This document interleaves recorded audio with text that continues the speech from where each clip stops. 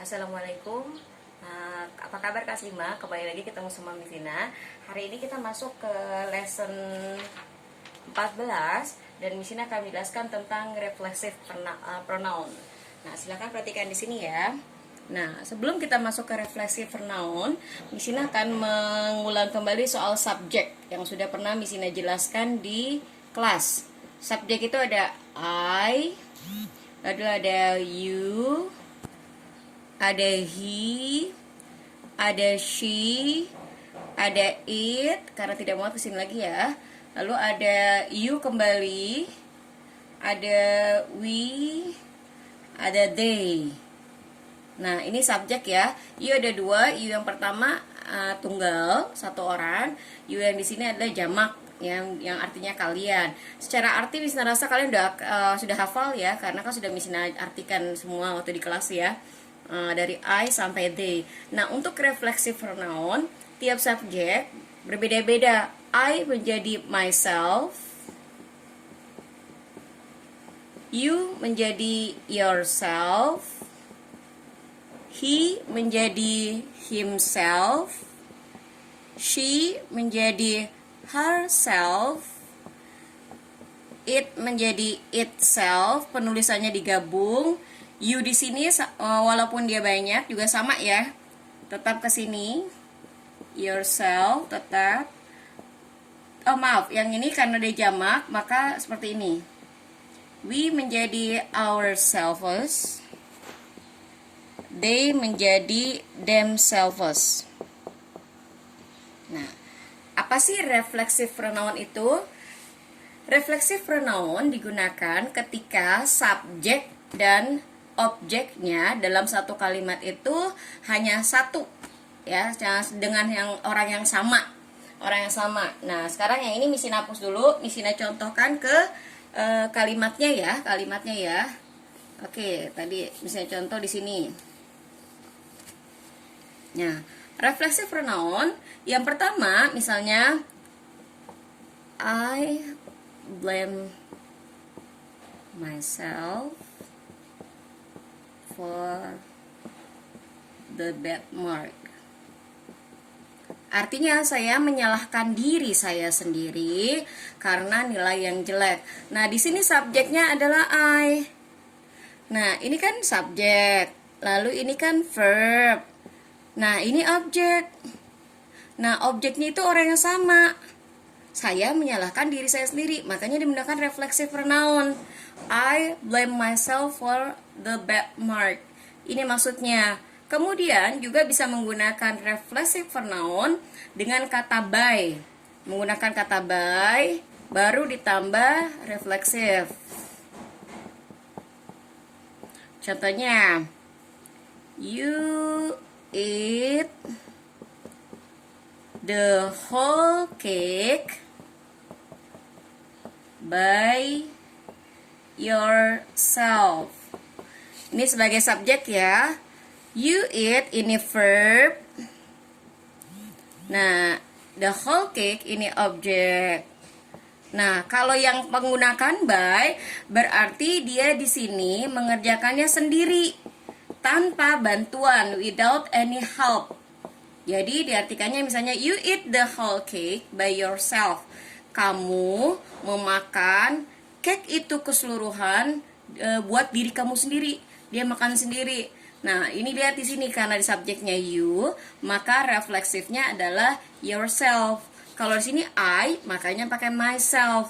Jadi nanti kalau untuk menentukan refleksifnya harus diperhatikan subjeknya. Oke, sampai sini paham? Oke, sebelumnya kalian bisa baca di halaman 110. Kalau di buku Miss Ina 114, mungkin kalian 110 ya, karena kan berbeda. Nah, contohnya di sini misalnya, oke, Miss Ina dirikan dulu. Misalnya, Tina helps her mother cooking. She accidentally cuts her finger. She hurt herself. Ini she, ini herself. Tina membantu ibunya memasak. Kemudian tanpa sengaja tangannya terpotong. Kita bikin kalimatnya she hurt herself. dia menyakiti dirinya sendiri, artinya tidak sengaja maksudnya ya.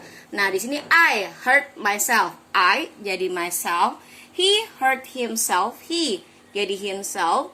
You hurt yourself. You ya, di sini subjeknya, maka jadi yourself. We hurt ourselves. We hurt ourselves. We jadi ourselves. They hurt themselves. Nah, they lalu menjadi themselves. Nah, ini perhatikan, kalau yang pakai selves ini berarti bentuknya jamak ya. Yang kalau yang ini bentuknya tunggal. Kemudian di sini, I find a wounded canary. Its wings is broken. I treat the bird by myself. Saya menemukan burung yang terluka, wounded terluka ya. Nah, kata sayapnya itu patah. Saya mengobati burung tersebut dengan diri saya sendiri. Dia nggak dibantuin pakai by myself. Dia mengajakannya sendiri. Oke, di sini he treats the bird by himself. He himself. Lalu nanti kalian bisa baca semuanya. Ini diperhatikan kalau reflexive pronoun berarti dari subjek dan objeknya sama. Perhatikan subjeknya. Nah, lalu tugas kalian adalah di writing, di bagian writing ini tick checklist the correct option. Pilih refleksif yang benar. I was sitting by, apakah himself, yourself, atau myself? Gampang ya. Tinggal diperhatikan subjeknya apa? I. Oh iya, I itu tadi refleksifnya apa? Tinggal dipilih. Tinggal kalian, boleh kalian lingkarin, boleh kalian beli tanda checklist. Pokoknya ditandain yang pilihan kalian. Ini kerjakan. Oke ya. Kemudian lanjut ke bagian yang C. Work in pair. Ask and answer with your friend using reflexive pronoun. Karena kalian di rumah tidak ada teman, maka Misina minta kalian nanti buat video singkat bersama ibu kalian. Satu dialog saja ya, satu dialog saja. Contoh gini, ada kalimat operate computer, mengoperasikan komputer. Lalu bikin pertanyaannya yang jawabannya ada refleksif. Contohnya dia bertanya, who teach you to operate computer? Siapa yang mengajari kamu mengoperasikan komputer? Terus dijawab, I learn it by myself. Untuk memudahkan kalian, silahkan pakai model seperti ini semuanya. Hanya operate komputernya diganti. Ada do homework, fix the car, catch the fish, make the cake, treat the one. Ya, nah di sini boleh kalian pilih salah satu saja. Salah satu saja. Misalnya kalian pilih do the homework, yang lainnya nggak usah, nggak apa-apa. Jadi satu dan divideokan. Divideokan kalian berdialog dengan orang tua kalian. Ya, kemudian ini udah ya. Kemudian bagian yang D, ini hanya dipilih complete the sentence using the correct reflexive pronoun. Dipilih reflexive pronounnya ya. Perhatikan lagi ya. Ini subjeknya. Contoh nomor 1 dari Misina. I will go to my friend's party by. Saya akan pergi ke pesta teman saya by. Karena dia pakai I, maka Misina menggunakan by myself. Artinya dia pergi sendirian. Saya pergi ke rumah pesta teman saya sendirian. Karena pakai by. Kalau by itu berarti dia without any help. Ya, dia tidak dibantu, artinya sendirian. Oke, seperti itu ya. The girl berarti nanti apa? Refleksifnya harus tahu subjeknya. Ini juga dikerjakan. Oke, lanjut ke sini. Read the text and answer the question. Medicine usage. Di lesson sebelumnya kita kebanyakan materinya dari kosakatanya yaitu tentang occupation. Occupation itu ada tentang dokter, hospital. Nah, ini masih berhubungan dengan hal tersebut. Medicine usage. Perhatikan kata-katanya ya, kalian bisa praktekkan di rumah.